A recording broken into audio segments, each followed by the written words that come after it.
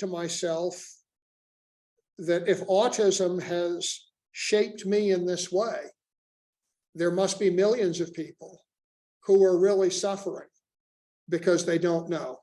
And today it's fashionable to say, well, autism, doesn't cause suffering. Some people will say that, and it absolutely does. If you can't make friends with people, if you can't make connections, people often will say, somebody like you, John, if my autistic son were like you, I would say he is cured. And I think that's a fundamental misconception, because if you're referring to your son or daughter who cannot speak, sure, if your son or daughter could suddenly speak like me, you would say they would be cured of the inability to speak. But for me, if I cannot look at you and tell if you're smiling at me because you think I'm a fool or because you think I'm sweet, or if I can't tell by your look if you're anxious to get to your next appointment or you're really angry with me. And if I try and then have conversations and interact with you based on wrong judgments, that's going to be embarrassing. It's going to be hurtful.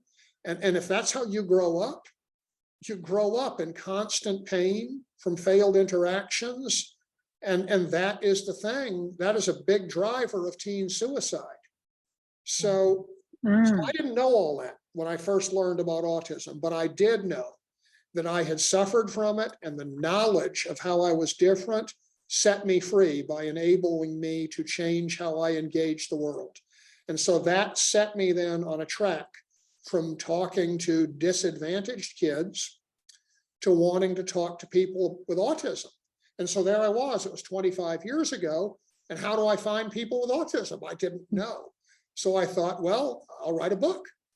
And, look me in the eye, it took off all over the world. I had no idea what would happen, but it turned out that I was one of the